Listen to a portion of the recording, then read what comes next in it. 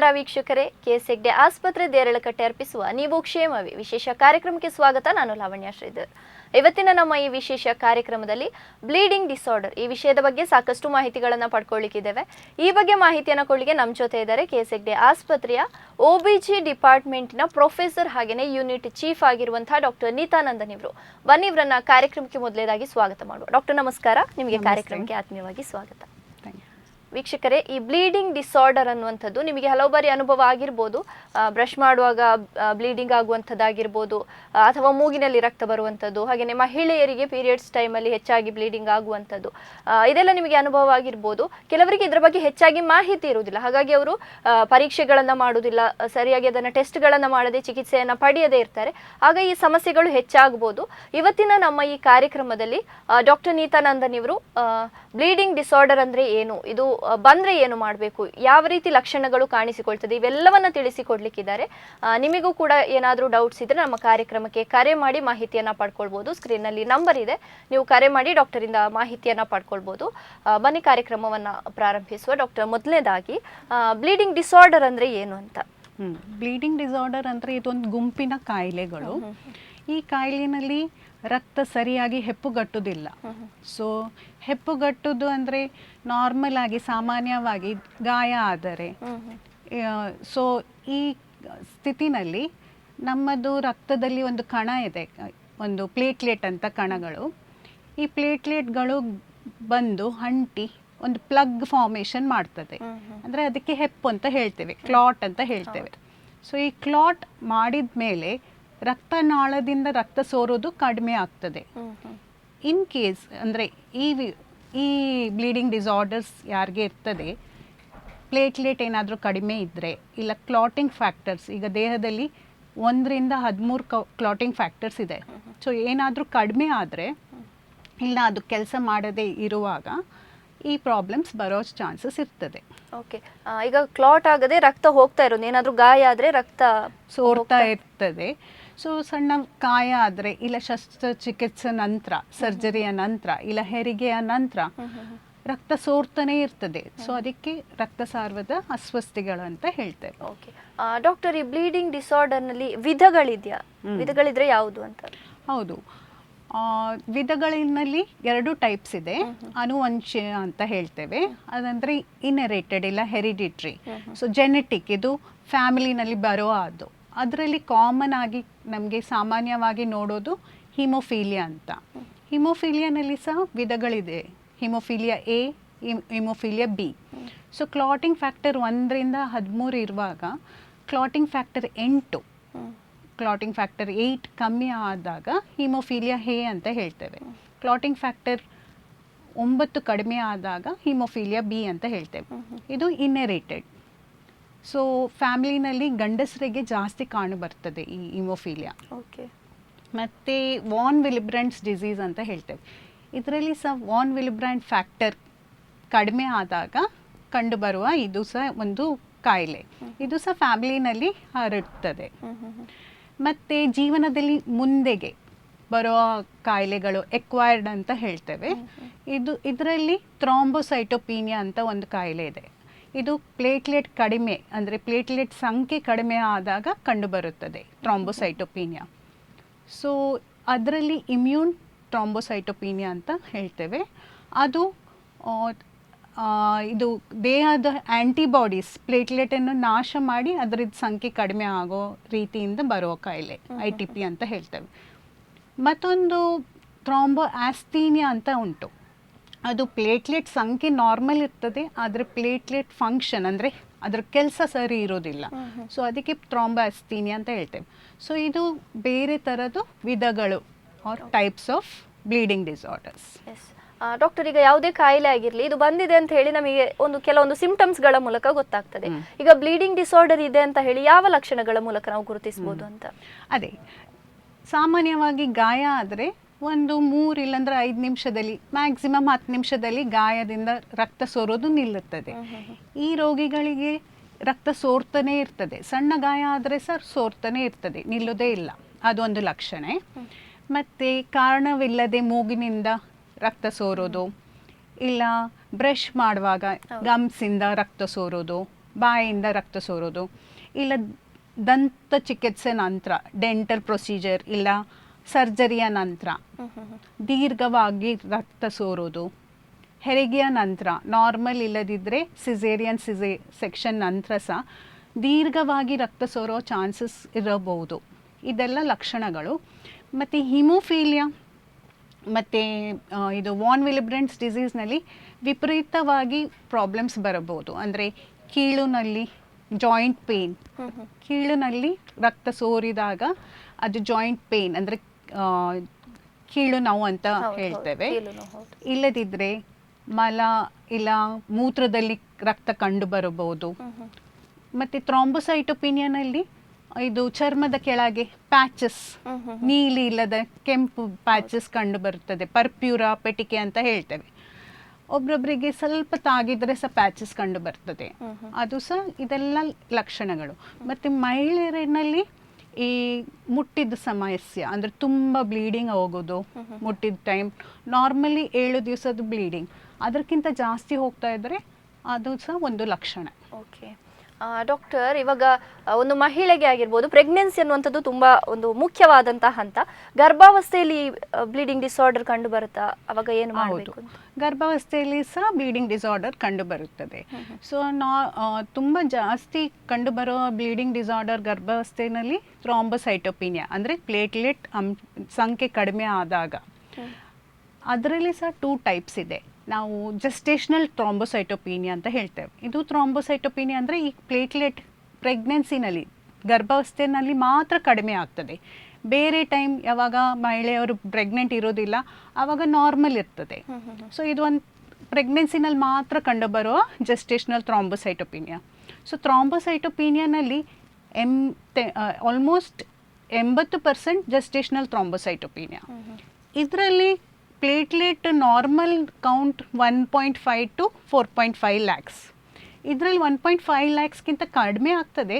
ಅದು ದೀರ್ಘವಾಗಿ ಕಡಿಮೆ ಆಗೋದಿಲ್ಲ, ಸ್ವಲ್ಪ 80,000 ತನಕ ಹೋಗಬಹುದು. ಈ ಮಹಿಳೆಯರಲ್ಲಿ ಏನು ರಕ್ತ ಸಾರ್ವದ ಲಕ್ಷಣ ಇರುವುದಿಲ್ಲ. ಜಸ್ಟ್ ನಾವು ಗರ್ಭಿಣಿನಲ್ಲಿ ಪ್ಲೇಟ್ಲೆಟ್ ಚೆಕ್ ಮಾಡ್ತೇವೆ. ಈಗ ಗರ್ಭಿಣಿಯವರು ಬರುವಾಗ ಎಲ್ಲ ಬ್ಲಡ್ ಟೆಸ್ಟ್ ಮಾಡ್ತೇವೆ, ರುಟೀನ್ ಆಗಿ ಬ್ಲಡ್ ಟೆಸ್ಟ್ ಮಾಡುವಾಗ ಪ್ಲೇಟ್ಲೆಟ್ಸ ಟೆಸ್ಟ್ ಮಾಡ್ತೇವೆ. ಆವಾಗ ಅದು ಕಂಡು ಬರ್ತದೆ ಈ ಪ್ಲೇಟ್ಲೆಟ್ ಕೌಂಟ್ ಕಮ್ಮಿ ಇದೆ ಅಂತ.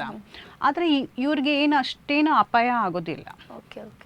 ಆದರೆ ಅದೇ ಥ್ರಾಂಬೋಸೈಟೋಪಿನಿಯಾ ಈಗ ಮಹಿಳೆಯರು ITP ಇರ್ಬೋದು, ಇಮ್ಯೂನ್ ಥ್ರಾಂಬೋಸೈಟೋಪಿನಿಯಾ ಅಂದರೆ ಇದು ಸ್ವಯಂ ನಿರೋಧಕ ಆಟೋ ಇಮ್ಯೂನ್ ಡಿಸೀಸ್ ಅಂತ ಹೇಳ್ತೇವೆ, ಸ್ವಯಂ ನಿರೋಧಕ ಕಾಯಿಲೆ. ಇದರಲ್ಲಿ ಆ ಪ್ಲೇಟ್ಲೆಟನ್ನು ನಾಶ ಮಾಡುವ ಆ್ಯಂಟಿಬಾಡೀಸ್ ಅವರ ದೇಹದಲ್ಲಿ ಇರ್ತದೆ. ಸೊ ಅದು ನಾಶ ಮಾಡಿ ಅದು ಪ್ಲೇಟ್ಲೆಟ್ ಕೌಂಟ್ ಸಂಖ್ಯೆ ತುಂಬ ಕಡಿಮೆ ಆಗ್ತದೆ. ಈ ರೋಗದಲ್ಲಿ ಪ್ಲೇಟ್ಲೆಟ್ ಸಂಖ್ಯೆ ತುಂಬ ಕಡಿಮೆ ಆಗ್ಬೋದು. ಆಲ್ಮೋಸ್ಟ್ 20-30,000 ಇಲ್ಲ 10,000 ತನಕ ಸಹ ಹೋಗ್ಬೋದು. ಸೊ ಹೀಗೆ ಹೋದಾಗ ತುಂಬ ಅಪಾಯವಾಗೋ ಚಾನ್ಸಸ್ ಇರ್ತದೆ. ಸೊ ಇದು ಒಂದು ಟೈಪಿದ್ದು ಕಾಯಿಲೆಗಳು ನಾವು ಗರ್ಭಾವಸ್ಥೆಯಲ್ಲಿ ನೋಡ್ತೇವೆ. ಮತ್ತು ಹಿಮೋಫೀಲಿಯಾ ಯೂಶಲಿ ಹೆಂಗಸರಿಗೆ ಬರೋದಿಲ್ಲ, ಆದರೆ ಹೆಂಗಸರು ಅದರದ್ದು ಕ್ಯಾರಿಯರ್ಸ್ ಅಂದರೆ ಜೆನೆಟಿಕ್ ಅದಲ್ಲ, ಸೊ ಕ್ಯಾರಿಯರ್ಸ್. ಸೊ ಅವ್ರಿಗೆ ಇದೇನು ಲಕ್ಷಣ ಕಂಡು ಬರೋದಿಲ್ಲ, ಈ ರಕ್ತ ಸಾರ್ವದ ಲಕ್ಷಣ ಕಂಡು ಬರೋದಿಲ್ಲ. ಆದರೆ ಅವರು ಇದು ಜೀನನ್ನು ಮಗುವಿಗೆ ಕೊಡ್ಬೋದು, ಹರಡ್ಬೋದು. ಸೊ ಗಂಡು ಮಕ್ಕಳಿಗೆ ಕಂಡು ಬರ್ತದೆ ಈ ಹಿಮೋಫೀಲಿಯಾ. ಮತ್ತು ವಾನ್ ವಿಲಿಬ್ರೆಂಟ್ಸ್ ಡಿಸೀಸ್ ಸಹ ಗರ್ಭಾವಸ್ಥೆಯಲ್ಲಿ ಕಂಡು ಬರಬಹುದು. ಅವ್ರಿಗೆ ಮುಂಚೆನೇ ಗೊತ್ತಿರ್ತದೆ ಈ ಕಾಯಿಲೆ ಉಂಟು. ಅವ್ರು ಯಾರಾದರೂ ಗರ್ಭಿಣಿ ಆದಾಗ ನಾವು ಅದನ್ನು ನೋಡ್ತೇವೆ. ಆದರೆ ತುಂಬ ಇದೆಲ್ಲ ತುಂಬ ಅಪರೂಪ. ಜಾಸ್ತಿ ನಾವು ನೋಡೋದು ಥ್ರಾಂಬೋಸೈಟೋಪಿನಿಯಾ. ಮತ್ತು ಈ ಥ್ರಾಂಬೋಸೈಟೋಪಿನಿಯಾನಲ್ಲಿ ಸಹ ಇದು ಎಕ್ವೈರ್ಡ್ ಅಂದರೆ ಮತ್ತೆ ಜೀವನದಲ್ಲಿ ಮತ್ತೆ ಬರೋದು ತುಂಬ ಜಾಸ್ತಿ ಕಂಡು ಬರ್ತದೆ, ಮತ್ತೆ ಬರೋದು. ಮತ್ತು ಇದು ಪ್ರೆಗ್ನೆನ್ಸಿನಲ್ಲಿ ಥ್ರಾಂಬೋಸೈಟೋಪಿನಿಯಾ ಅಂದರೆ ಪ್ಲೇಟ್ಲೆಟ್ ಕಡಿಮೆ ಆಗೋದು ಒಂದು ಪರ್ಟಿಕ್ಯುಲರ್ ರೀಸನ್ಸ್ ಇರ್ತದೆ. ಪ್ರೆಗ್ನೆನ್ಸಿನಲ್ಲಿ ಅವ್ರಿಗೆ BP ಬಂದಾಗ, ಗರ್ಭಿಣಿಯವ್ರಿಗೆ BP ಬರ್ತದೆ, ಪ್ರೆಗ್ನೆನ್ಸಿನಲ್ಲಿ ಮಾತ್ರ ಬರ್ತದೆ, ಪ್ರೀ ಎಕ್ಲಾಂಪ್ಸಿ ಅಂತ ಹೇಳ್ತೇವೆ. ಅಲ್ಲಿ ಪ್ಲೇಟ್ಲೆಟ್ ಕಡಿಮೆ ಆಗ್ಬೋದು, ಹೆಲ್ಪ್ ಸಿಂಡ್ರೋಮ್ ಅಂತ ಹೇಳ್ತೇವೆ, ಅದರಲ್ಲಿ ಸಹ ಕಡಿಮೆ ಆಗ್ಬೋದು. ಇಲ್ಲ ಅವ್ರಿಗೆ ಏನಾದರೂ ಪ್ರೆಗ್ನೆನ್ಸಿದು ಲಿವರ್ ಡಿಸೀಸ್, ಈಗ acute fatty liver of pregnancy ಅಂತ ಹೇಳ್ತೇವೆ, ಅಲ್ಲಿ ಸಹ ಪ್ಲೇಟ್ಲೆಟ್ ಕಡಿಮೆ ಆಗ್ಬೋದು. ಇಲ್ಲ ಪ್ರೆಗ್ನೆನ್ಸಿನಲ್ಲಿ ಡೆಂಗು ಕಾಯಿಲೆ ಬಂದಾಗ ಆ ಟೈಮಿಗೆ ಪ್ಲೇಟ್ಲೆಟ್ ಕಡಿಮೆ ಆಗ್ಬೋದು. ಮತ್ತೊಂದು ರೀಸನ್ DIC ಅಂತ ಹೇಳ್ತೇವೆ, ಡಿಸೆಮಿನೇಟೆಡ್ ಇಂಟ್ರಾವ್ಯಾಸ್ಕ್ಯುಲರ್ ಕೋಆಗುಲೇಷನ್. ಇದು ಬೇರೆ ಬೇರೆ ಕಾರಣದಿಂದ ಬರ್ತದೆ DIC, ಆದರೆ ಅದರಲ್ಲಿ ಸಹ ತೀವ್ರವಾಗಿ ಪ್ಲೇಟ್ಲೆಟ್ ಕಡಿಮೆ ಆಗ್ಬೋದು. ಸೊ ಇದೆಲ್ಲ ನಾವು ಪ್ರೆಗ್ನೆನ್ಸಿನಲ್ಲಿ ನೋಡ್ತೇವೆ. ಓಕೆ ಡಾಕ್ಟರ್, ಇವಾಗ ಪ್ರೆಗ್ನೆನ್ಸಿಯಲ್ಲಿ ಬ್ಲೀಡಿಂಗ್ ಡಿಸಾರ್ಡರ್ ಬಂದರೆ ತಾಯಿಗೆ ಏನಾದರೂ ಸಮಸ್ಯೆ ಆಗುತ್ತಾ ಅಂತ? ಹೌದು, ತಾಯಿ ಪ್ಲಸ್ ನವಜಾತಿ ಶಿಶುಗೆ ಸಹ ಸಮಸ್ಯೆ ಆಗ್ತದೆ. ತಾಯಿಗೆ ಮೇನ್ಲಿ ಏನಾಗ್ತದೆ ಅಂದರೆ ಈ ಬ್ಲೀಡಿಂಗ್ ಡಿಸಾರ್ಡರಿಂದ ಫಸ್ಟ್ 3 ತಿಂಗಳಿನಲ್ಲಿ ಗರ್ಭ ಅಬಾರ್ಷನ್ ಆಗ್ಬೋದು. ಸೊ ಮಿಸ್ಕ್ಯಾರೇಜ್ ಅಂತ ಹೇಳ್ತೇವೆ. ಫಸ್ಟ್ 3 ತಿಂಗಳಿನಲ್ಲಿ ಬ್ಲೀಡಿಂಗ್ ಆಗ್ಬೋದು. ಆ ಬ್ಲೀಡಿಂಗ್ ಅಬಾರ್ಷನ್ ನಂತರ ಸಹ ತುಂಬ ವಿಪರೀತ ರಕ್ತ ಸೋರ್ಬೋದು. ಸೊ ಹಿಮೋಗ್ಲೋಬಿನ್ ಕಡಿಮೆ ಆಗ್ಬೋದು, ಎನಿಮಿಯಾ ಅಂತ ಹೇಳ್ತೇವೆ. ಇಲ್ಲ ಪ್ರೆಗ್ನೆನ್ಸಿನಲ್ಲಿ ಬ್ಲೀಡಿಂಗ್ ಆಗ್ಬೋದು ಫಸ್ಟ್ 7 ತಿಂಗಳ ನಂತರ, ಅದು ಆ್ಯಂಟಿಪಾರ್ಟಮ್ ಹೆಮರೇಜ್ ಅಂತ ಹೇಳ್ತೇವೆ. ಅದು ಸಹ ಆಗೋ ಚಾನ್ಸಸ್ ಇದೆ. ಮತ್ತೊಂದು ಹೆರಿಗೆಯ ನಂತರ ಇಲ್ಲ ಸಿಸೇರಿಯನ್ ನಂತರ ತುಂಬ ವಿಪರೀತವಾಗಿ ಬ್ಲೀಡಿಂಗ್ ಹೋಗ್ಬೋದು. ಅದಕ್ಕೆ ಪೋಸ್ಟ್ ಪಾರ್ಟಮ್ ಹೆಮರೇಜ್ ಅಂತ ಹೇಳ್ತೇವೆ. ಇದು ತಾಯಿಗೆ ಜೀವನಕ್ಕೆ ಸಹ ಅಪಾಯವಾಗಬಹುದು. ಜೀವಕ್ಕೂ ಪ್ರಾಬ್ಲಮ್ ಆಗ್ಬೋದು. ಸೊ ಈ ಬ್ಲೀಡಿಂಗು ಫಸ್ಟ್ 24 ಗಂಟೆ ಒಳಗೆ ಆದರೆ ಪ್ರೈಮರಿ ಪೋಸ್ಟ್ ಪಾರ್ಟಮ್ ಹೆಮರೇಜ್ ಹೇಳ್ತೇವೆ. 24 ಗಂಟೆ ನಂತರ ಸಹ ಆಗ್ಬೋದು, 1 ವಾರ 10 ದಿವಸ ಒಳಗೆ ಸಹ ಆಗ್ಬೋದು. ಅದಕ್ಕೆ ಸೆಕೆಂಡ್ರಿ ಪೋಸ್ಟ್ ಪಾರ್ಟಮ್ ಹೆಮರೇಜ್ ಅಂತ ಹೇಳ್ತೇವೆ. ಸೊ ಇದೆಲ್ಲ ಪ್ರಾಬ್ಲಮ್ಸ್ ಬರ್ತದೆ. ಪ್ಲಸ್ ಇನ್ ಕೇಸ್ ಈಗ ಹೆರಿಗೆಯ ನಂತರ ನಾವು ಕಟ್ ಕೊಡ್ತೇವೆ ಎಪಿಸಿಯೋಟಮಿ, ಇಲ್ಲ ಸಿಸೇರಿಯನ್ ಕಟ್ ಕೊಟ್ಟಿರ್ತೇವಲ್ಲ, ಸಿಸೇರಿಯನ್ ಆಪ್ರೇಷನ್ ಮಾಡುವಾಗ ಅದು ಗಾಯ ಎಲ್ಲ ಗುಣ ಆಗಲಿಕ್ಕೆ ಸ್ವಲ್ಪ ಪ್ರಾಬ್ಲಮ್ ಆಗೋ ಚಾನ್ಸಸ್ ಇರ್ತದೆ ಈ ಬ್ಲೀಡಿಂಗ್ ಡಿಸಾರ್ಡರ್ಸ್ ಪೇಷಂಟ್ಸ್ನಲ್ಲಿ. ಓಕೆ ಡಾಕ್ಟರ್, ಈ ಬ್ಲೀಡಿಂಗ್ ಡಿಸಾರ್ಡರ್ ಯಾರಿಗಾದರೂ ಇದ್ದರೆ, ಈಗ ಹೆರಿಗೆಯ ಸಮಯದಲ್ಲಿ ಅಥವಾ ಪ್ರೆಗ್ನೆನ್ಸಿ ಟೈಮಲ್ಲಿ ಇದ್ದರೆ ಹೆರಿಗೆಯ ನಂತರ ಅವರನ್ನು ಹೇಗೆ ನಾವು ನೋಡ್ಕೊಳ್ಬೇಕು, ಯಾವ ರೀತಿ ನಿರ್ವಹಣೆಯನ್ನು ಮಾಡಬೇಕು ಅಂತ? ಅದೇ ಹೆರಿಗೆಯ ಟೈಮ್ನಲ್ಲಿ ವೆರಿ ಇಂಪಾರ್ಟೆಂಟ್ ಆ್ಯಕ್ಚುಲಿ. ಈ ಹೆರಿಗೆಯ ಟೈಮ್ನಲ್ಲಿ ನಾವು ಅವ್ರಿಗೇನಾದರೂ ಬ್ಲೀಡಿಂಗ್ ಡಿಸಾರ್ಡರ್ ಇದ್ದರೆ, ಈಗ ಥ್ರಾಂಬೋಸೈಟೋಪೇನಿಯಾ ಇದ್ದರೆ, ನಾವು ಹೆರಿಗೆಯ ಮುಂಚೆ ಅಂದರೆ ಹೆರಿಗೆ 34-36 ವೀಕ್ಸ್ ಪ್ರೆಗ್ನೆನ್ಸಿ ಇರುವಾಗಲೇ ನಾವು ಪ್ಲೇಟ್ಲೆಟ್ ಕೌಂಟ್ ಚೆಕ್ ಮಾಡ್ತೇವೆ. ಪ್ಲೇಟ್ಲೆಟ್ ಕೌಂಟ್ 50,000 ಜಾಸ್ತಿ ಇದ್ದರೆ ನಮಗೆ ಅಷ್ಟು ಪ್ರಾಬ್ಲಮ್ ಆಗೋದಿಲ್ಲ. ಆದರೆ 50,000ಕ್ಕಿಂತ ಕಡಿಮೆ ಇದ್ದರೆ ನಾವು ಪ್ಲೇಟ್ಲೆಟ್ ಟ್ರಾನ್ಸ್ಫ್ಯೂಷನಿಗೆ ಅಂತ ಎಲ್ಲ ಪ್ಲೇಟ್ಲೆಟ್ ರೆಡಿ ಇಡಬೇಕಾಗ್ತದೆ ಹೆರಿಗೆಯ ಮುಂಚೆ, ಇಲ್ಲ ಸಿಸೇರಿಯನ್ ಮುಂಚೆ. ಅದೊಂದು ನಾವು ಜಾಗ್ರತೆ ಮಾಡ್ಕೊಳ್ತೇವೆ. ಈಗ ಹಿಮೋಫೀಲಿಯಾ ಇಲ್ಲ ವಾನ್ ವಿಲಿಬ್ರೆನ್ಸ್ ಡಿಸೀಸ್ ಇದ್ದರೆ ಕ್ಲಾಟಿಂಗ್ ಫ್ಯಾಕ್ಟರ್ ಟೆಸ್ಟ್ ಮಾಡ್ತೇವೆ ಹೆರಿಗೆ ಇದು ಪ್ರೆಗ್ನೆನ್ಸಿನಲ್ಲಿ, ಪ್ಲಸ್ ಹೆರಿಗೆಯ ಮುಂಚೆ ಸಹ ಮಾಡ್ತೇವೆ. ಕ್ಲಾಟಿಂಗ್ ಫ್ಯಾಕ್ಟರ್ಸ್ ಸಹ ತುಂಬ ಕಡಿಮೆ ಇದ್ದರೆ, ಇಲ್ಲ ವಾನ್ ವಿಲಿಬ್ರೆಂಟ್ ಫ್ಯಾಕ್ಟರ್ಸ್ ಸಹ ತುಂಬ ಕಡಿಮೆ ಇದ್ದರೆ, 50ಕ್ಕಿಂತ ಕಡಿಮೆ ಇದ್ದರೆ ಅದು ಸಹ ರಿಪ್ಲೇಸ್ಮೆಂಟ್ ಮಾಡ್ಬೋದು. ಅಂದರೆ ಅದನ್ನು ಥೆರಪಿಯಾಗಿ ಅಂದರೆ ಚಿಕಿತ್ಸೆ ಆಗಿ ಅದಕ್ಕೆ ಟ್ರಾನ್ಸ್ಫ್ಯೂಸ್ ಮಾಡ್ಬೋದು ಪ್ಲೇಟ್ಲೆಟ್ಟು ಪ್ಲಸ್ ಕ್ಲಾಟಿಂಗ್ ಫ್ಯಾಕ್ಟರ್ಸ್. ಈಗ ಕ್ಲಾಟಿಂಗ್ ಫ್ಯಾಕ್ಟರ್ ಅಂದರೆ ಕ್ರಯೋಪ್ರಿಸಿಪಿಟೇಟ್ ಅಂತ ಸಿಗ್ತದೆ, ಅದರಲ್ಲಿ ಫ್ಯಾಕ್ಟರ್ 8 ಕಾನ್ಸಂಟ್ರೇಟ್ ಇರ್ತದೆ. ಇಲ್ಲ FFP ಅಂತ ಫ್ರೆಶ್ ಫ್ರೋಝನ್ ಪ್ಲಾಸ್ಮಾ, ಅದರಲ್ಲಿ ಸಹ ಫ್ಯಾಕ್ಟರ್ 8 ಫೈಬ್ರಿನೋಜೆನ್ ಕಾನ್ಸಂಟ್ರೇಟ್ಸ್ ಇರ್ತದೆ. ಸೊ ಹೆರಿಗೆಯ ಮುಂಚೆ ಇಲ್ಲ ಚಿಕಿತ್ಸೆಯ ಮುಂಚೆ, ಆಪ್ರೇಷನ್ಗಿಂತ ಮುಂಚೆ ಜಸ್ಟ್ ನಾವು ಅದನ್ನು ಟ್ರಾನ್ಸ್ಫ್ಯೂಷನ್ ಮಾಡ್ತೇವೆ. ಸೊ ಅದೊಂದು ಜಾಗ್ರತೆ ಮಾಡ್ಕೋಬೇಕು. ಮತ್ತೊಂದು ಜಾಗ್ರತೆ ಅಂದರೆ ಎಷ್ಟಾಗ್ತದೆ ಅಷ್ಟು ನಾವು ಹೆರಿಗೆ ನಾರ್ಮಲ್ ಹೆರಿಗೆ ಕೊಟ್ಟರೆ ಬೆಟರ್. ಯಾಕೆಂದರೆ ಕಟ್ಟೆಲ್ಲ ಜಾಸ್ತಿ ಕೊಡೋದು ಕಡಿಮೆ ಮಾಡಬೇಕು. ಸೊ ನಾರ್ಮಲ್ ಹೆರಿಗೆಯಲ್ಲಿ ಸಹ ನಾವೊಂದು ಕಟ್ಟು ಸುಲಭವಾಗಿ ಹೆರಿಗೆ ಆಗಲಿಕ್ಕೆ ಎಪಿಸಿಯೋಟಮಿ ಅಂತ ಕೊಡ್ತೇವೆ. ಅದನ್ನು ಸಹ ತಪ್ಪಿಸಿದರೆ ಒಳ್ಳೆಯದು. ಆ್ಯಕ್ಚುಲಿ ಎಷ್ಟು ಕಟ್ಟಾಗ್ತದೆ ಅಷ್ಟು ಕಡಿಮೆ ಮಾಡಬೇಕು. ಮತ್ತು ಹೆರಿಗೆಯ ಟೈಮ್ನಲ್ಲಿ ಬ್ಲಡ್ ಪ್ರಾಡಕ್ಟ್ಸನ್ನೆಲ್ಲ ರೆಡಿ ಇಡಬೇಕು. ಮತ್ತು ಅವರ ಹಿಮೋಗ್ಲೋಬಿನ್ ರಕ್ತ 11 ಇದ್ದರೆ ಬೆಟರ್, 11ಕ್ಕಿಂತ ಜಾಸ್ತಿ ಇದ್ದರೆ. ಯಾಕೆಂದರೆ ಆಲ್ರೆಡಿ ಕಡಿಮೆ ಇದ್ದರೆ ಮತ್ತು ಇನ್ನೂ ರಕ್ತ ಸೋರಿದರೆ ಇನ್ನೂ ಬೇಗ ಕಡಿಮೆ ಆಗಿ ಮತ್ತು ಜೀವಕ್ಕೆ ಅಪಾಯ ಆಗ್ಬೋದು. ಸೊ ಅದೆಲ್ಲ ನಾವು ಜಾಗ್ರತೆ ತಗೊಳ್ತೇವೆ. ಓಕೆ ಡಾಕ್ಟರ್, ಬ್ಲೀಡಿಂಗ್ ಡಿಸಾರ್ಡರ್ ಇದ್ದರೆ ತಾಯಿಗೆ ಯಾವ ರೀತಿ ತೊಂದರೆ ಆಗ್ಬೋದು ಅಂತ ಹೇಳಿದರೆ, ಹೊಟ್ಟೆಯಲ್ಲಿದ್ದ ಮಗುವಿಗೆ ಯಾವ ರೀತಿ ತೊಂದರೆ ಆಗ್ಬೋದು ಡಾಕ್ಟರ್? ಹೌದು, ನವಜಾತ ಶಿಶುಗೆ ಸಹ ತೊಂದರೆ ಆಗ್ಬೋದು. ಈಗ ಈ ಹಿಮೋಫೀಲಿಯಾ ಅಂತ ಹೇಳಿದ್ವಲ್ಲ, ಅದು ಜೆನೆಟಿಕ್, ಮತ್ತು ವಾನ್ ವಿಲಿಬ್ರೆಂಟ್ ಡಿಸೀಸ್ ಸಹ ಜೆನೆಟಿಕ್. ಸೊ ಮಗುವಿಗೆ ಹರಡಲೂಬೋದು. ಯಾಕೆಂದರೆ ಆಟೋಸೋಮಲ್ ಡಾಮಿನೆಂಟ್ ಅಂದರೆ 50% ಚಾನ್ಸ್ ಇರ್ತದೆ ಮಗುವಿಗೆ ಹರಡೋಕ್ಕೆ, ಅಂದರೆ ಅದು ವಾನ್ ವಿಲಿಬ್ರೆಂಟ್ಸ್ನಲ್ಲಿ. ಹಿಮೋಫೀಲಿಯಾನಲ್ಲಿ 25% ಚಾನ್ಸ್ ಇರ್ತದೆ ಮಗುವಿಗೆ ಬರಲಿಕ್ಕೆ. ಸೊ ಅದು ಪ್ರೆಗ್ನೆನ್ಸಿನಲ್ಲೇ ಬೇಕಿದ್ರೆ ಚೆಕ್ ಮಾಡ್ಬೋದು. ಅಂದರೆ ಮಗು ಸುತ್ತದ್ದು ಆಮ್ನಿಯೋಸೆಂಟಿಸಿಸ್ ಅಂತ ಹೇಳ್ತೇವೆ, ಅದು ನೀರು ತೆಗೆದು ಚೆಕ್ ಮಾಡ್ಬೋದು ಪ್ರೆಗ್ನೆನ್ಸಿನಲ್ಲೇ. ಅದು ಸಹ ಫೆಸಿಲಿಟೀಸ್ ಇದೆ ಹೀಗೆ. ಪ್ಲಸ್ ಈ ಮಗು ಹುಟ್ಟುವಾಗ, ಹೆರಿಗೆ ಆಗುವಾಗ ನಾವು ಸ್ವಲ್ಪ ಜಾಗ್ರತೆ ತಗೊಳ್ಬೇಕು. ಯಾಕೆಂದರೆ ಈ ಮಗುವಿಗೆ ಇದ್ದರೆ, ಇಲ್ಲ platelet in case ITP patient delivery ಆಗುವಾಗ ಥ್ರಾಂಬೋಸೈಟೋಪಿನಿಯಾ ಇರುವಾಗ ಆ ಆ್ಯಂಟಿಬಾಡೀಸ್ ಮಗುವಿಗೆ ಸಹ ಹೋಗಿರ್ತದೆ. ಸೊ ಮಗುವಿದು ಸಹ ಪ್ಲೇಟ್ಲೆಟ್ ಸಂಖ್ಯೆ ಕೌಂಟ್ ಕಮ್ಮಿ ಆಗಿರ್ತದೆ. ಸೊ ಇದೆಲ್ಲ ಇರುವಾಗ ಡೆಲಿವರಿ ಮಾಡುವಾಗ ತಲೆ, ಎಸ್ಪೆಷಲಿ ಮಗುವಿನ ತಲೆವರೆಗೆ ಬರುವಾಗ ಶಸ್ತ್ರಚಿಕಿತ್ಸೆ ಅಂದರೆ ಫೋರ್ಸೆಪ್ಸ್ ಇಲ್ಲ ವ್ಯಾಕ್ಯೂಮ್ ಡೆಲಿವರಿಯನ್ನು ತಪ್ಪಿಸಬೇಕು. ಇಲ್ಲ ತುಂಬ ಕಷ್ಟದಲ್ಲಿ ಮಗುವಿನ ಡೆಲಿವರಿ ಮಾಡಬಾರ್ದು. ಅದೇನಾಗ್ತದೆ, ಮಗುವಿದು ಮೆದುಳಲ್ಲಿ ರಕ್ತಸ್ರಾವ ಆಗ್ಬೋದು, ಇಂಟ್ರಕ್ರೇನಿಯಲ್ ಹೆಮರೇಜ್ ಅಂತ ಹೇಳ್ತೇವೆ. ಅದಾದರೆ ಮತ್ತೆ ಮಗುವಿಗೆ ಅಪಾಯ ಆಗಬಹುದು. ಸೊ ಅದನ್ನು ನಾವು ಅದು ಜಾಗ್ರತೆ ಮಾಡಬೇಕು. ಮಗು ಹುಟ್ಟಿದ ಮೇಲೆ ನಾವು ಈ ಮಕ್ಕಳ ಡಾಕ್ಟ್ರಿಗೆ ಸಹ ಹೇಳ್ತೇವೆ, ಇಂಥ ತಾಯಿಗೆ ಈ ಪ್ರಾಬ್ಲಮ್ ಇತ್ತು. ಸೊ ಮಕ್ಕಳ ಡಾಕ್ಟ್ರ್ ಸಹ ನೋಡ್ತಾರೆ ಮಗುವಿಗೆ ಈ ಪ್ರಾಬ್ಲಮ್ ಬಂದಿದೆಯಾ ಅಂತ. ಮತ್ತು ಈ ಮಗು ಹುಟ್ಟಿದ ಮೇಲೆ ತಕ್ಷಣ ಏನೋ ಸರ್ಜರೀಸ್ ಅಂದರೆ ಈಗ ಸುನ್ನತಿ, ಸರ್ಕಮ್ಸಿಷನ್ ಸರ್ಜರಿ ಮಾಡ್ತಾರೆ, ಅದೆಲ್ಲ ಮಾಡಲಿಕ್ಕೆ ಹೋಗಬಾರ್ದು ತಕ್ಷಣ.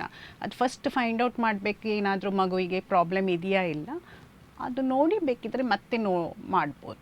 ಓಕೆ ಡಾಕ್ಟರ್, ಇವಾಗ ಬ್ಲೀಡಿಂಗ್ ಡಿಸಾರ್ಡರ್ ಇದ್ದರೆ ಪ್ರೆಗ್ನೆನ್ಸಿಯಲ್ಲಿ ಅಥವಾ ಹೆರಿಗೆ ಆದಮೇಲೆ ಅಂಥವರು ಯಾವ ರೀತಿ ಮುನ್ನೆಚ್ಚರಿಕೆಯನ್ನು ವಹಿಸ್ಬೋದು, ಏನೆಲ್ಲ ಮೆಜರ್ಸನ್ನು ತಗೊಳ್ಬೋದು? ಹೌದು. ಸೊ ಅವ್ರಿಗೇನಾದರೂ ಲಕ್ಷಣ ಇದ್ದರೆ ಬ್ಲೀಡಿಂಗ್ ಡಿಸಾರ್ಡರ್ ಇದು, ತಕ್ಷಣ ಹೆಮಟಾಲಜಿಸ್ಟ್ ತಪಾಸಣೆಗೆ ಹೋಗಬೇಕು ಫಸ್ಟ್. ಸೊ ನಾವು ಸಹ ಈಗ ಯಾವುದಾದ್ರೂ ಪೇಷಂಟ್ ಗರ್ಭಿಣಿ ಇದ್ದು ಬ್ಲೀಡಿಂಗ್ ಡಿಸಾರ್ಡರ್ ಪ್ರಾಬ್ಲಮ್ ಇದ್ದರೆ ಮಲ್ಟಿ ಡಿಸಿಪ್ಲಿನರಿ ಅಪ್ರೋಚ್ ಅಂತ ಹೇಳ್ತೇವೆ. ಟೀಮ್ ಅಪ್ರೋಚ್ ಅದು. ಹೆಮಟಾಲಜಿಸ್ಟ್ ಯಾರೋ ಬ್ಲೀಡಿಂಗ್ ಡಿಸಾರ್ಡರ್ಸ್ ಎಕ್ಸ್ಪರ್ಟ್ ಇರ್ತಾರೆ, ಮತ್ತು ಸ್ತ್ರೀ ತಜ್ಞರು ಅಂದರೆ ನಾವು ಯಾರೋ ಹೆರಿಗೆ ಮಾಡ್ತೇವೆ, ಪ್ಲಸ್ ಅನೆಸ್ಥಿಸಿಯಾ ಡಾಕ್ಟರ್, ಅರಿವಳಿಕೆ ಡಾಕ್ಟರ್ ಅಂತ ಹೇಳ್ತೇವೆ, ಅವರು ಸಹ ಇನ್ವಾಲ್ವ್ ಇರಬೇಕು. ಯಾಕೆಂದರೆ ಅನೆಸ್ಥಿಸಿಯಾ ಕೊಡಲಿಕ್ಕಿದ್ರೆ ಅವ್ರಿಗೆ ಸಹ ಗೊತ್ತಿರಬೇಕು ಈ ಪ್ರಾಬ್ಲಮ್ ಬಗ್ಗೆ. ಮತ್ತು ಮಕ್ಕಳ ಡಾಕ್ಟರ್. ಸೊ ಅದು ಟೀಮ್ ಅಪ್ರೋಚ್ ಮಾಡ್ತೇವೆ. ಸೊ ಈಗ ಏನೆಲ್ಲ ಜಾಗ್ರತೆ ಮಾಡಬೇಕಂದ್ರೆ, ಈ ಅನೆಸ್ಥಿಸಿಯಾ ಡಾಕ್ಟ್ರು ಅವರು ಬೆನ್ನಿಗೆ ಸೂಜಿ ಹಾಕ್ತಾರಲ್ಲ, ಸ್ಪೈನಲ್ ಅನೆಸ್ಥಿಸಿಯಾ ಅಂತ ಹೇಳ್ತೇವೆ. ಇಲ್ಲ ಹೆರಿಗೆ ಟೈಮ್ನಲ್ಲಿ ಎಪಿಡ್ಯೂರಲ್ ಎನಲ್ಜೆಸಿಯಾ ಅಂದರೆ ಹೆರಿಗೆ ನಾವು ಗೊತ್ತಾಗಬಾರ್ದು ಅಂತ ಅದು ಕೊಡ್ತೇವೆ.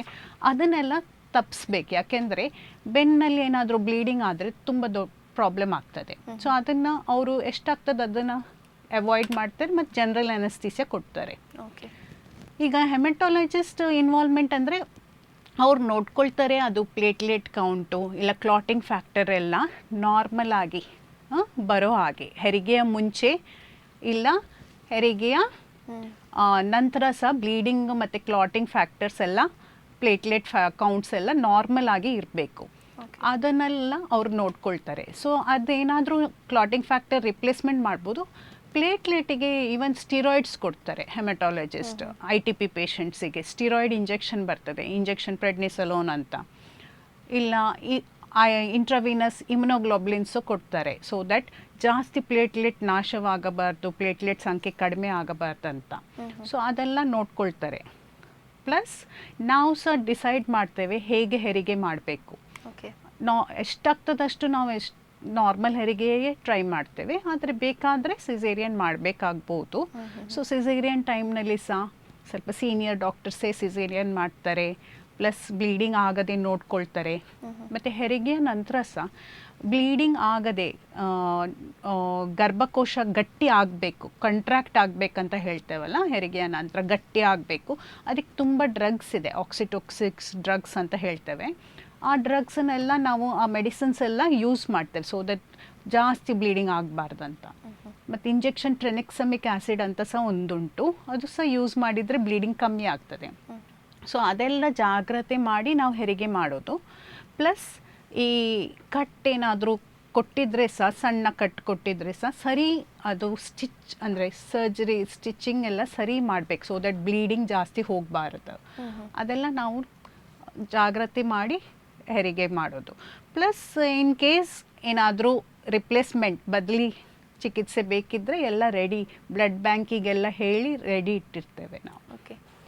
ಡಾಕ್ಟರ್, ಇವಾಗ ಬ್ಲೀಡಿಂಗ್ ಡಿಸಾರ್ಡರ್ ವೀಕ್ ಅಂತ ಯಾವಾಗ ಆಚರಣೆ ಮಾಡ್ತಾರೆ, ಇದರ ಮುಖ್ಯ ಉದ್ದೇಶ ಏನು, ಯಾವುದ್ರ ಬಗ್ಗೆ ಹೇಗೆ ಜಾಗೃತಿ ಮೂಡಿಸಲಾಗುತ್ತೆ ಅಂತ? ಬ್ಲೀಡಿಂಗ್ ಡಿಸಾರ್ಡರ್ ಅವೇರ್ನೆಸ್ ಮಂತ್ ಅಂತ ಇದು ಇದೆ. ಸೊ ಈ ಮಂತಿಗೆ ಆ್ಯಕ್ಚುಲಿ ಮಾರ್ಚ್ ಮಂತನ್ನೇ ಇದನ್ನು ಬ್ಲೀಡಿಂಗ್ ಡಿಸಾರ್ಡರ್ ಮಂತ್ ಅಂತ ಹೇಳ್ತೇವೆ. ಇದು ಮೇನ್ಲಿ ಪ್ರಮುಖವಾಗಿ ಉದ್ದೇಶ ಅಂದರೆ ಮಾಹಿತಿ ನೀಡಲಿಕ್ಕೆ, ಜನರಿಗೆ ಮಾಹಿತಿ ನೀಡಲಿಕ್ಕೆ. ಇದ್ರ ಬಗ್ಗೆ ತುಂಬ ಜನರಿಗೆ ಗೊತ್ತಿಲ್ಲಲ್ಲ, ಅದಕ್ಕೆ ಮಾಹಿತಿ ನೀಡಲಿಕ್ಕೆ ಇದನ್ನು. ಸೊ ಇದರಲ್ಲಿ ಮುಖ್ಯ ವಿಶೇಷ ಅಂದರೆ ಬೇಗನೆ ಅರ್ಲಿ ಡಯಾಗ್ನೋಸಿಸ್ ಮತ್ತು ಅರ್ಲಿ ಟ್ರೀಟ್ಮೆಂಟ್, ಅಂದರೆ ಬೇಗನೆ ಡಯಾಗ್ನೋಸ್ ಮಾಡಿ ಮತ್ತು ಬೇಗನೆ ಚಿಕಿತ್ಸೆ ಪಡಿಸೋದು. ಸೊ ಇದು ಡಯಾಗ್ನೋಸಿಸ್ ಹೇಗೆ ಮಾಡೋದು, ಅವ್ರಿಗೆ ಯಾವುದಾದ್ರೂ ಲಕ್ಷಣ ಕಂಡು ಬಂದರೆ ತಕ್ಷಣ ಹೆಮಟಾಲಜಿಸ್ಟ್ ತಪಾಸಣೆಗೆ ಹೋಗಬೇಕು. ಮತ್ತು ಅವ್ರು ಸರ್ಟನ್ ಟೆಸ್ಟ್ ಮಾಡ್ತಾರೆ. ಟೆಸ್ಟ್ನಲ್ಲಿ ಏನು ಪ್ರಾಬ್ಲಮ್ ಇಲ್ಲದಿದ್ದರೆ ಒಳ್ಳೆಯದೇ. ಟೆಸ್ಟ್ನಲ್ಲಿ ಪ್ರಾಬ್ಲಮ್ ಬಂದಾಗ ಹೆಮಟಾಲಜಿಸ್ಟ್ ಟ್ರೀಟ್ಮೆಂಟ್ ಕೊಡ್ತಾರೆ ಮತ್ತು ಜಾಗೃತಿ ಹೇಗೆ ಇಟ್ಕೋಬೇಕಂತ ಹೇಳಿಕೊಡ್ತಾರೆ. ಸೊ ಅದೊಂದು ಇಂಪಾರ್ಟೆಂಟ್ ಉದ್ದೇಶ ಇದ್ರ ಬಗ್ಗೆ. ಸೆಕೆಂಡ್ ಅಂದರೆ ಈ ಎಲ್ಲ ಟ್ರೀಟ್ಮೆಂಟಿಗೆ ರಕ್ತ ಇಂಪಾರ್ಟೆಂಟ್. ಸೊ ಪ್ಲೇಟ್ಲೆಟ್ಟು ಇಲ್ಲ ಕ್ರಯೋಪ್ರೆಸಿಪಿಟೇಟ್, ಫ್ರೆಶ್ ಫ್ರೋಝನ್ ಪ್ಲಾಸ್ಮಾ ಎಲ್ಲ ಸಹ ತಯಾರಿಸೋದು ರಕ್ತದಿಂದ. ಸೊ ರಕ್ತದಾನ ತುಂಬ ಇಂಪಾರ್ಟೆಂಟ್ ಆಗ್ತದೆ. ಸೊ ಎಲ್ಲ ಜನರಿಗೆ ರಕ್ತದಾನ ಮಾಡಲಿಕ್ಕೆ ಪ್ರೋತ್ಸಾಹಿಸಬೇಕು. ಈ ಟೈಮ್ನಲ್ಲೆಲ್ಲ ರಕ್ತದಾನ ಮಾಡಲಿಕ್ಕೆ ಪ್ರೋಗ್ರಾಮ್ಸ್ ಇಟ್ಕೊಳ್ತಾರೆ. ಮತ್ತು ಏನಾದರೂ ಇದ್ರ ಬಗ್ಗೆ ಏನಾದರೂ ಜನರಿಗೆ ಗೊತ್ತಿಲ್ಲದಿದ್ದರೆ ಎಲ್ಲ ತಿಳಿಸ್ತಾರೆ. ಮತ್ತು ಇದು ನ್ಯಾಷನಲ್ ಬ್ಲೀಡಿಂಗ್ ಡಿಸಾರ್ಡರ್ ಫೌಂಡೇಶನ್ ಅಂತ ಉಂಟು, ಸಂಸ್ಥೆ ಅಂತ ಉಂಟು. ಈ ಸಂಸ್ಥೆಯು ಈ ಟೈಮಿಗೆ ಸರ್ಕಾರದಿಂದ ಈ ಸಂಶೋಧನೆಗೆ ರಿಸರ್ಚಿಗೆ ಈಗ special therapies, gene therapy, immunotherapy ಇಲ್ಲ ಕ್ಲಿನಿಕಲ್ ಟ್ರಯಲ್ಸಿಗೆ ಹಣಕಾಸು ವ್ಯವಸ್ಥೆ ಮಾಡ್ತಾರೆ. ಸೊ ದ್ಯಾಟ್ ಮುಂದೆಗೆ ಹೊಸ ಏನಾದರೂ ಔಷಧಿ ಇಲ್ಲ ಹೊಸ ಏನಾದರೂ ಚಿಕಿತ್ಸೆ ಗೊತ್ತಾದರೆ ಒಳ್ಳೆಯದು ಪೇಷಂಟಿಗೆ ಅಂತ. ಪ್ಲಸ್ ಇದು ಉಚಿತ ಔಷಧಿಗಳನ್ನು ಪ್ರೊವೈಡ್ ಮಾಡ್ತಾರೆ ಈ ಟೈಮ್ನಲ್ಲಿ, ಈ ತಿಂಗಳಿನಲ್ಲಿ. ಅಂದರೆ ಎಲ್ಲೆಲ್ಲಿ ಬೇಕು ಅದೆಲ್ಲ ಪ್ರೊವಿಷನ್ ಎಲ್ಲ ಮಾಡಿಟ್ಟಿರ್ತಾರೆ. ಮತ್ತೊಂದಂದರೆ ಈ ಅವೇರ್ನೆಸ್ ಪ್ರೋಗ್ರಾಮ್ನಲ್ಲಿ ಕಮ್ಯುನಿಟೀಸ್, ಈ ಬ್ಲೀಡಿಂಗ್ ಡಿಸಾರ್ಡರ್ ರೋಗಿಗಳ ಗ್ರೂಪ್ಸ್ ಇರ್ತದೆ, ಕಮ್ಯುನಿಟೀಸ್ ಇರ್ತದೆ. ಸೊ ಈ ಟೈಮ್ನಲ್ಲಿ ಅವರು ಗ್ರೂಪ್ ಆ್ಯಕ್ಟಿವಿಟೀಸ್ ಇಲ್ಲ ಕಮ್ಯುನಿಟಿ ಪರ್ಸ್ನಲ್ ಎಕ್ಸ್ಪೀರಿಯನ್ಸ್ ಅವ್ರದ್ದು ಶೇರ್ ಮಾಡ್ತಾರೆ. ಅವ್ರ ಪ್ರಾಬ್ಲಮ್ಸನ್ನು ಶೇರ್ ಮಾಡ್ತಾರೆ, ಹೇಗೆ ಪ್ರಾಬ್ಲಮ್ಸನ್ನು ಸಾಲ್ವ್ ಮಾಡಿದ್ದಾರೆ ಪೇಷಂಟ್ಸೇ ಒಟ್ಟಿಗೆ ಶೇರ್ ಮಾಡ್ತಾರೆ.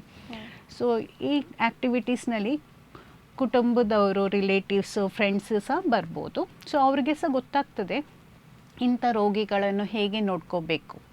ಪ್ಲಸ್ ಈ ರೋಗಿಗಳಿಗೆ ಮಾನಸಿಕ ಧೈರ್ಯ ಸಿಗ್ತದೆ. ಅಂದರೆ ಅವ್ರು ಮಾತ್ರ ಅಲ್ಲ ಈ ರೋಗ ಇಟ್ಕೊಳ್ಳೋದು, ಸೊ ಬೇರೆಯವರು ಸಹ ಇದ್ದಾರೆ. ಸೊ ಅವರು ಹೇಗೆ ಅದನ್ನೆಲ್ಲ ಪ್ರಾಬ್ಲಮ್ ಸಾಲ್ವ್ ಮಾಡ್ತಾರೆ ಅಂತ ಅದನ್ನು ಶೇರ್ ಮಾಡುವಾಗ ಅವ್ರಿಗೆ ಸಹ ಒಳ್ಳೆಯದಾಗ್ತದೆ. ಸೊ ಈ ಆ್ಯಕ್ಟಿವಿಟೀಸ್ ಎಲ್ಲ ಈ ಮಾರ್ಚ್ ತಿಂಗಳಿನಲ್ಲಿಯೇ ಮಾಡಿಕೊಳ್ತಾರೆ, ಬ್ಲೀಡಿಂಗ್ ಡಿಸಾರ್ಡರ್ಸ್ ಅವೇರ್ನೆಸ್ ಮಂತ್ನಲ್ಲಿ. ಓಕೆ ಡಾಕ್ಟರ್, ಇವಾಗ ಬ್ಲೀಡಿಂಗ್ ಡಿಸಾರ್ಡರ್ನ ಪ್ರಮುಖ ಕಾರಣ ಏನು, ಯಾವೆಲ್ಲ ಕಾರಣದಿಂದ ಬರ್ತದೆ? ಒಂದು ನೀವು ಆವಾಗಲೇ ಹೇಳಿದರೆ ಜೆನೆಟಿಕ್ ಆಗಿ ಬರ್ತದೆ ಅಂತ, ಬೇರೆ ಯಾವ ಕಾರಣದಿಂದ ಬರ್ತದೆ ಅಂತ? ಬೇರೆ ಕಾರಣ ಅಂದರೆ ಅದೇ ಇದು ಪ್ಲೇಟ್ಲೆಟ್, ನಾವು ಹೇಳಿದ್ವಲ್ಲ, ಪ್ಲೇಟ್ಲೆಟ್ ಕಡಿಮೆ ಆದರೆ ಬರೋ ಚಾನ್ಸಸ್ ಇರ್ತದೆ. ಸೊ ಪ್ಲೇಟ್ಲೆಟ್ ಒಂದೊಂದು ಸತಿ ITP ಬಿಟ್ಟು ಬೇರೆ ಕಾರಣದಿಂದ ಸಹ ಕಡಿಮೆ ಆಗ್ಬೋದು. ಅದೇ ಒಂದೊಂದು ಸತಿ ಡೆಂಗು ಬಂದರೆ ಇಲ್ಲ ಬೇರೆ ಏನಾದರೂ DIC ಅಂದರೆ ಡಿಸೆಮಿನೇಟೆಡ್ ಇಂಟ್ರಾವಸ್ಕ್ಯುಲರ್ ಕೋಗ್ಯುಲೇಷನ್, ಅದೇನಾದರೂ ಸಿಚುವೇಶನ್ ಬಂದರೆ ಅದರಲ್ಲಿ ಸಹ ಪ್ಲೇಟ್ಲೆಟ್ ಕಡಿಮೆ ಆಗ್ತದೆ. ಸೊ ಅಕ್ವೈರ್ಡ್ ಕಾಸಸ್ ತುಂಬ ಇದೆ ಪ್ಲೇಟ್ಲೆಟ್ ಕಡಿಮೆ ಆಗಲಿಕ್ಕೆ. ಸೊ ಅದನ್ನು ಫೈಂಡ್ ಔಟ್ ಮಾಡ್ತಾರೆ ಯಾಕೆ ಆಗಿದೆ. ಆದರೆ ಅಕ್ವೈರ್ಡ್ ಕಾಸಸ್ ಸ್ವಲ್ಪ ಆ ರೀಸನ್ ಏನಾದರೂ ಕಡಿಮೆ ಆದಾಗ ಇಲ್ಲ ಸಾಲ್ವ್ ಆದಾಗ ಅದು ಕಮ್ಮಿ ಆಗ್ತದೆ. ಆದರೆ ಹೆರಿಡಿಟ್ರಿ ಬರೋದು, ಅನುವಂಶೀಯವಾಗಿ ಬರೋದು, ಅದು ಪರ್ಮನೆಂಟ್ ಲೈಫ್ ಲಾಂಗ್ ಇರ್ತದೆ. ಡಾಕ್ಟರ್, ಇವಾಗ ಈ ಬ್ಲೀಡಿಂಗ್ ಡಿಸಾರ್ಡರ್ ಅನ್ನುವಂಥದ್ದು ಹೆಚ್ಚಿನವರಿಗೆ ಮಾಹಿತಿ ಗೊತ್ತಿರುವುದಿಲ್ಲ ಇದರ ಬಗ್ಗೆ. ಅವರು ಯಾವ ವೈದ್ಯರ ಹತ್ರ ತೆರಳಬೇಕು ಮತ್ತು ಯಾವ ಟೆಸ್ಟ್ಗಳನ್ನು ಮಾಡಿಸಬೇಕು ಅಂತ? ಹೌದು, ಇದಕ್ಕೆ ಹೆಮಟಾಲಜಿಸ್ಟ್, ರಕ್ತದೇ ಡಾಕ್ಟರ್ಸ್ ಇದ್ದಾರೆ, ಹೆಮಟಾಲಜಿಸ್ಟ್ ಅಂತ ಪ್ರತಿ ಹಾಸ್ಪಿಟಲ್ನಲ್ಲಿ ಇದ್ದಾರೆ. ಅವರು ಆ್ಯಕ್ಚುಲಿ ಮೆಡಿಸಿನ್ ಮಾಡಿ ಫಿಸಿಷಿಯನ್ ಆಗಿ ಮತ್ತೆ ಹೆಮಟಾಲಜಿಸ್ಟ್ ಅಂತ ಸೂಪರ್ ಸ್ಪೆಷಲೈಸೇಷನ್ ಮಾಡಿರ್ತಾರೆ. ಸೊ ಅವರಿಗೆ ಹೋಗಿ ತೋರಿಸಿದ್ರೆ ಬೆಟರ್. ಇಲ್ಲ ಮೆಡಿಸನ್ ಡಾಕ್ಟರ್, ಫಿಸಿಷಿಯನ್ ಅಂತ ಹೇಳ್ತೇವೆ, ಅವ್ರಿಗೆ ಸಹ ತೋರಿಸ್ಕೋಬೇಕು. ಏನೆಲ್ಲ ಟೆಸ್ಟ್ ಮಾಡಬೇಕಂದ್ರೆ ಪ್ಲೇಟ್ಲೆಟ್ ಕೌಂಟ್ ನೋಡ್ತಾರೆ, ಪ್ಲೇಟ್ಲೆಟ್ ಸಂಖ್ಯೆ ಹೇಗೆ ಉಂಟು, ಮತ್ತು BTCT ಅಂದರೆ ಬ್ಲೀಡಿಂಗ್ ಟೈಮ್, ಕ್ಲಾಟಿಂಗ್ ಟೈಮ್ ನೋಡ್ತಾರೆ. ಕೋಆಗುಲೇಷನ್ ಪ್ರೊಫೈಲ್ ಅಂತ ಹೇಳ್ತೇವೆ, ಪ್ರೋಥ್ರಾಂಬಿನ್ ಟೈಮ್, APTT ಟೈಮ್ ನೋಡ್ತಾರೆ. ಮತ್ತು ಏನಾದರೂ ಡೌಟ್ ಇದ್ದರೆ, ಕ್ಲಾಟಿಂಗ್ ಫ್ಯಾಕ್ಟರ್ಸ್ ಏನಾದರೂ ಕಡಿಮೆ ಇಲ್ಲ ಅದರದ್ದು ಸಂಖ್ಯೆ ಕಡಿಮೆ ಇದ್ದರೆ, ಸೊ ಕ್ಲಾಟಿಂಗ್ ಫ್ಯಾಕ್ಟರ್ SA ಅಂತ ಉಂಟು. ಎಲ್ಲ ಕ್ಲಾಟಿಂಗ್ ಫ್ಯಾಕ್ಟರ್ 1 to 13 ಚೆಕ್ ಮಾಡ್ತಾರೆ. ಮತ್ತು ವಾನ್ ವಿಲಿಬ್ರೆಂಟ್ ಫ್ಯಾಕ್ಟರ್ಸ್ನ ಟೆಸ್ಟ್ ಉಂಟು, SA ಅಂತ ಉಂಟು. ಅದನ್ನೆಲ್ಲ ಚೆಕ್ ಮಾಡಿ ಹೇಳ್ತಾರೆ ಯಾವ ರೀಸನಿಂದ ಈ ಪ್ರಾಬ್ಲಮ್ ಇದೆ ಅಂತ. ಡಾಕ್ಟರ್, ನೀವು ಬ್ಲೀಡಿಂಗ್ ಡಿಸಾರ್ಡರ್ನ ಬಗ್ಗೆ ಈಗ ಪ್ರೆಗ್ನೆನ್ಸಿಲಿ ಯಾವೆಲ್ಲ ಸಮಸ್ಯೆ ಬರುತ್ತೆ ಅಂತ ಹೇಳಿದ್ರಿ. ಈಗ ಓವರಾಲ್ ಆಗಿ ಮಹಿಳೆಯರಲ್ಲಿ ನೋಡೋದಾದ್ರೆ ಯಾವ ಎಲ್ಲ ಸಮಸ್ಯೆಗಳು ಬರ್ಬೋದು? ಹೌದು, ಮಹಿಳೆಯರಿನಲ್ಲಿ ಮೇನ್ಲಿ ಮುಟ್ಟಿದ್ದು ಪ್ರಾಬ್ಲಮ್ ಅಂದರೆ ಪೀರಿಯಡ್ಸ್ ಟೈಮ್ನಲ್ಲಿ ತುಂಬ ಹೆವಿಯಾಗಿ ಬ್ಲೀಡಿಂಗ್ ಹೋಗೋದು. ಸೊ ನಾರ್ಮಲಿ 3 ಇಂದ 5 ದಿವಸ ಹೋಗ್ತದೆ, ಅವ್ರಿಗೆ ಜಾಸ್ತಿ ಹೋಗ್ಬೋದು 10-15 ದಿವಸ. ಮತ್ತು ಏನು ಮಾತ್ರೆ ತೊಗೊಂಡ್ರೆ ಸಹ ಕಮ್ಮಿ ಆಗದೇ ಇರಬಹುದು, ಅದು ಸಹ ಒಂದು. ಪ್ಲಸ್ ಅವರದ್ರಲ್ಲಿ ಸಹ ಇದು ಪ್ಯಾಚಸ್ ಕಾಣಿದರೆ, ಚರ್ಮದ ನೀಲಿ ಕೆಂಪು ಪ್ಯಾಚಸ್ ಕಾಣಿದರೆ, ಮೂಗಿನಿಂದ ರಕ್ತ ಸೋರಿದೆ ಇಲ್ಲ ಬಾಯಿಂದ ರಕ್ತ ಸೋರ್ತಾ ಇದ್ದರೆ, ಅದೆಲ್ಲ ಬ್ಲೀಡಿಂಗ್ ಡಿಸಾರ್ಡರ್ಸ್ ಲಕ್ಷಣಗಳು. ಓಕೆ ಡಾಕ್ಟರ್, ಈ ಬ್ಲೀಡಿಂಗ್ ಡಿಸಾರ್ಡರಿಗೆ ಯಾವ ಚಿಕಿತ್ಸೆಗಳನ್ನು ನೀಡ್ತೀರಿ ನೀವು? ಹೇಗೆ ಗುಣಪಡಿಸ್ಬೋದು ಅಂತ? ಓಕೆ, ಇದು ಪ್ಲೇಟ್ಲೆಟ್ ಏನಾದರೂ ಕಡಿಮೆ ಇದ್ದರೆ, ಥ್ರಾಂಬೋಸೈಟೋಪೇನಿಯಾಗೆ ಪ್ಲೇಟ್ಲೆಟ್ ಕಡಿಮೆ ಇದ್ದಾಗ ನಾವು ಪ್ಲೇಟ್ಲೆಟ್ ಟ್ರಾನ್ಸ್ಫ್ಯೂಷನ್ ಮಾಡ್ತೇವೆ. ಸೊ 50,000ಕ್ಕಿಂತ ಜಾಸ್ತಿ ಇದ್ದರೆ ಏನೂ ಮಾಡೋದಿಲ್ಲ, ಜಸ್ಟ್ ಮಾನಿಟರ್ ಮಾಡೋದು ಮಾತ್ರ. ಆದರೆ 50,000ಕ್ಕಿಂತ ಕಡಿಮೆ ಆದಾಗ ಏನಾದರೂ ಸರ್ಜರಿ ಮಾಡಲಿಕ್ಕಿದ್ರೆ ಇಲ್ಲ ಹೆರಿಗೆ ಮಾಡಲಿಕ್ಕಿದ್ರೆ ಆವಾಗ ಪ್ಲೇಟ್ಲೆಟ್ ಟ್ರಾನ್ಸ್ಫ್ಯೂಷನ್ ಅಂತ ಕೊಡ್ತೇವೆ.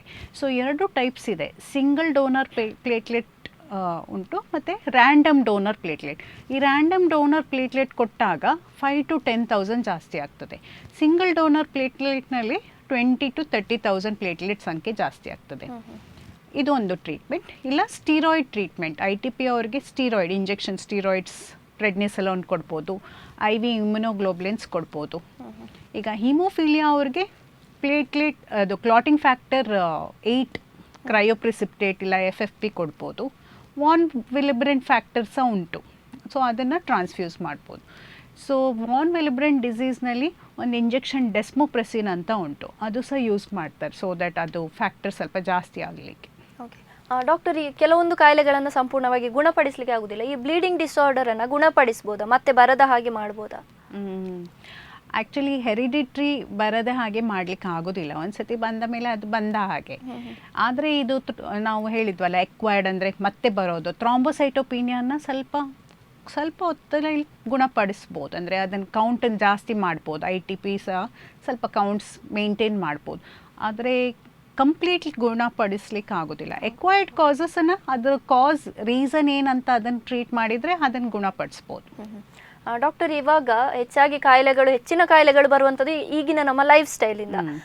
ಈ ಏನು ಬ್ಲೀಡಿಂಗ್ ಡಿಸಾರ್ಡರ್ ಏನು ಕಂಟ್ರೋಲಲ್ಲಿ ಇಡಬೇಕು ಅಂತ ಹೇಳಿದರೆ ಫುಡ್ಡಲ್ಲಿ ಅಥವಾ ನಮ್ಮ ಎಕ್ಸಸೈಸ್ ಹಾಗೆ ಏನಾದರೂ ಮಾಡ್ಬೋದಾ ಅಂತ? ಆ್ಯಕ್ಚುಲಿ ಲೈಫ್ ಸ್ಟೈಲ್ ಮಾಡಿಫಿಕೇಷನ್ ಮತ್ತು ಫುಡ್ ಪ್ಲಸ್ ಎಕ್ಸಸೈಸ್ ಎಲ್ಲದಕ್ಕೂ ಒಳ್ಳೆಯದೇ. ಆದರೆ ಇದರಲ್ಲಿ ಎಕ್ಸಸೈಸ್ ಆ್ಯಕ್ಚುಲಿ ಒಳ್ಳೆಯದು, ಯಾಕೆಂದರೆ ಬ್ಯಾಲೆನ್ಸ್ ಡಯಟ್ ಒಳ್ಳೆಯದು. ಫುಡ್ನಲ್ಲಿ vitamin C, vitamin K, multivitamin ಸ್ವಲ್ಪ ಬೆಟರ್.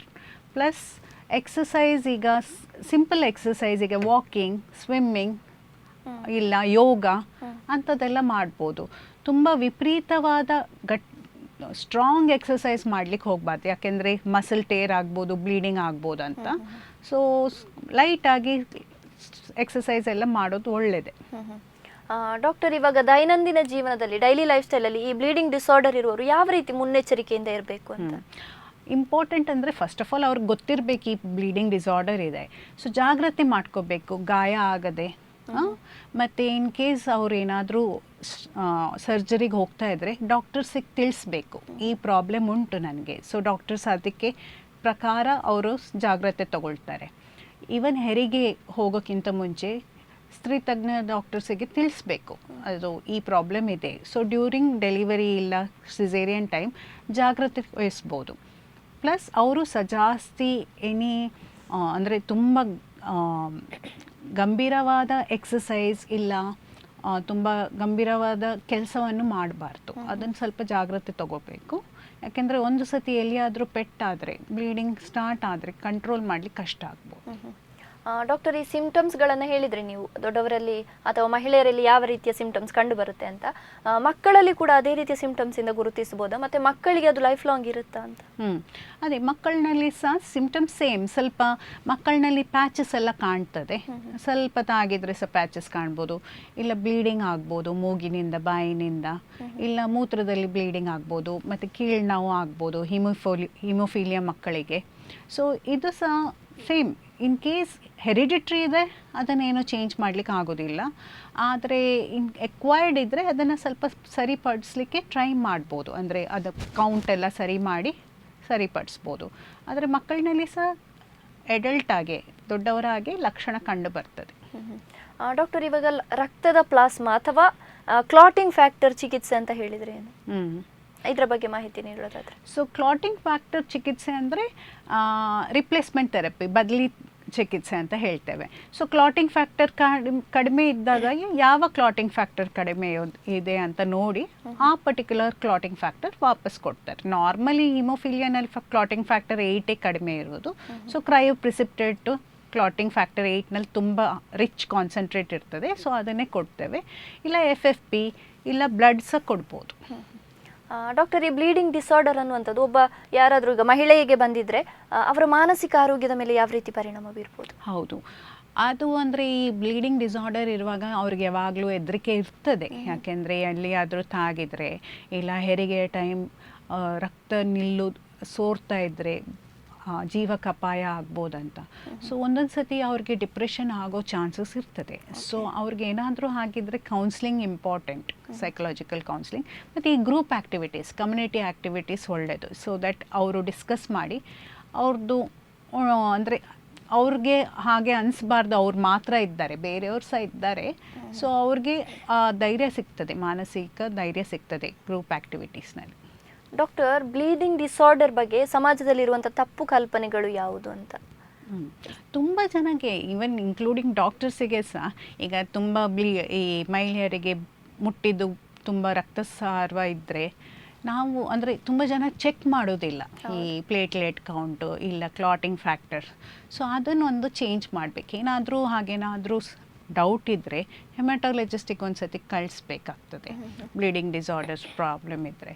ಸೊ ಅದೊಂದು ಇಂಪಾರ್ಟೆಂಟ್ ಥಿಂಗ್. ಅಂದರೆ ಈವನ್ ಜನರಿಗೆ ಸಹ ಗೊತ್ತಿಲ್ಲ, ಈವನ್ ಪ್ಲಸ್ ಇದು ಡಾಕ್ಟರ್ಸಿಗೆ ಸಹ ಬೇರೆ ಎಲ್ಲ ಲಕ್ಷಣ ಬರುವಾಗ ಹೆಮಟಾಲಜಿಸ್ಟ್ ಕನ್ಸಲ್ಟೇಷನ್ ಇಂಪಾರ್ಟೆಂಟ್ ಅಂತ ಅದೊಂದು ಎಸ್ ಡಾಕ್ಟರ್, ಇವಾಗ ಕಾರ್ಯಕ್ರಮದ ಕೊನೆಯದಾಗಿ ಈ ಬ್ಲೀಡಿಂಗ್ ಡಿಸಾರ್ಡರ್ ಬಗ್ಗೆ ಹೆಚ್ಚಿನವರಿಗೆ ಮಾಹಿತಿ ಗೊತ್ತಿಲ್ಲ, ಜಾಗೃತಿ ಮೂಡಿಸುವಂಥದ್ದು ತುಂಬ ಇಂಪಾರ್ಟೆಂಟ್. ಆ್ಯಸ್ ಅ ಡಾಕ್ಟರ್ ನೀವು ನಮ್ಮ ವೀಕ್ಷಕರಿಗೆ ಯಾವ ರೀತಿ ಕಿವಿ ಮಾತನ್ನು ಕೊಡ್ತೀರಿ? ಸೊ ಸಾಮಾನ್ಯವಾಗಿ ಗಾಯ ಆದರೆ ರಕ್ತ ಸೋರೋದು ನಿಲ್ಲಬೇಕು. ಸೊ ಇನ್ ಕೇಸ್ ಗಾಯ ಆಗಿ ರಕ್ತ ಸೋರ್ತಾನೇ ಇದ್ದರೆ ತಕ್ಷಣ ತಪಾಸಣೆಗೆ ಹೋಗಬೇಕು, ಯಾಕೆ ಆಗ್ತಾ ಉಂಟಂತ ನೋಡಬೇಕು. ಸೊ ಮಹಿಳೆಯರಿಗೆ ಸಹ ಮುಟ್ಟಾಗುವಾಗ ಬ್ಲೀಡಿಂಗ್ ಜಾಸ್ತಿ ಆಗುವಾಗ ಆವಾಗ ಸಹ ತಪಾಸಣೆ ಮಾಡಬೇಕು. ಮತ್ತು ಹೆರಿಗೆಯ ಟೈಮು ಇಲ್ಲ ಶಸ್ತ್ರಚಿಕಿತ್ಸೆಯ ಟೈಮ್ ಡಾಕ್ಟರ್ಸ್ ಜಾಗ್ರತೆ ತಗೊಳ್ಬೇಕು ಈ ಬ್ಲೀಡಿಂಗ್ ಡಿಸಾರ್ಡರ್ಸ್ ಬಗ್ಗೆ. ಯಾಕೆಂದರೆ ಬ್ಲೀಡಿಂಗ್ ಆಗಿ ಜೀವಕ್ಕೆ ಅಪಾಯವಾಗಬಾರ್ದು. ಸೊ ಇದೆಲ್ಲ ನಾವು ಜಾಗ್ರತೆ ಮಾಡ್ಕೋಬೇಕು. ಎಸ್ ಡಾಕ್ಟರ್, ಇಷ್ಟೊತ್ತು ನಮ್ಮ ಜೊತೆಗಿದ್ದು ಬ್ಲೀಡಿಂಗ್ ಡಿಸಾರ್ಡರ್ ಬಗ್ಗೆ ಸಾಕಷ್ಟು ಮಾಹಿತಿಯನ್ನು ನೀಡಿದರೆ ನಿಮಗೆ ಧನ್ಯವಾದಗಳು. Thank you. ವೀಕ್ಷಕರೇ, ನೀವು ಕೂಡ ಸಾಕಷ್ಟು ಮಾಹಿತಿಗಳನ್ನು ಪಡ್ಕೊಂಡ್ರಿ ಅಂತ ಅಂದ್ಕೊಳ್ತೇವೆ. ಡಾಕ್ಟರ್ ಹೇಳಿದ್ರು, ಏನಾದರೂ ನಿಮಗೆ ಗಾಯಗಳಾದರೆ ರಕ್ತ ನಿಲ್ತಾ ಇಲ್ಲ ಅಥವಾ ರಕ್ತ ಹೆಪ್ಪುಗಟ್ತಾ ಇಲ್ಲ ಅಂತ ಆದರೆ ನೀವು ದಯವಿಟ್ಟು ವೈದ್ಯರನ್ನು ಕನ್ಸಲ್ಟ್ ಮಾಡಿ. ಆ್ಯಂಡ್ ವೈದ್ಯರು ಕೆಲವೊಂದಷ್ಟು ಸಲಹೆಗಳನ್ನು ನೀಡಿದರು, ಅದನ್ನು ಪಾಲಿಸಿದರೆ ಖಂಡಿತವಾಗಿ ಸಮತೋಲನದಲ್ಲಿ ಇಟ್ಕೊಳ್ಬೋದು ನಮ್ಮ ಆರೋಗ್ಯವನ್ನು. ಮುಂದಿನ ವಾರ ಇನ್ನೊಂದು ವಿಚಾರದ ಬಗ್ಗೆ ನಾವು ಬರ್ತೀವಿ. ಇದಾಗಿತ್ತು ಈ ಹೊತ್ತಿನ ವಿಶೇಷ. ನಿರಂತರ ಸುದ್ದಿ ಹಾಗೂ ಮನರಂಜನೆಗಾಗಿ ನೋಡ್ತಾ ಇರಿ ದೈಜಿವಲ್ 24x7.